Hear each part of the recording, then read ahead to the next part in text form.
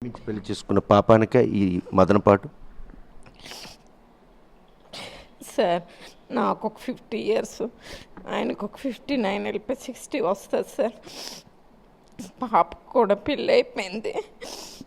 ఆయన రాజకీయ జీవితం కాంట్రవర్షియల్ చేసుకొని పిల్లలకి మాకు రోడ్డుకి పాలు చేసాడు, అంతకు మించి అని చెప్పలేం. ట్రాప్ అయిపోయాడు అతడు. ట్రాప్ అయిపోయిన విషయం బయటకు చెప్పుకుంటే పరువు తక్కువ అని చెప్పేసి మమ్మల్ని రోడ్డు మీదకి లాగేస్తున్నాడు. అంతే నాకు తెలిసిన సబ్జెక్ట్, అంతకు మించి ఏటి లేదు, ఇంక ఎక్కువ చెప్పుకోలేను.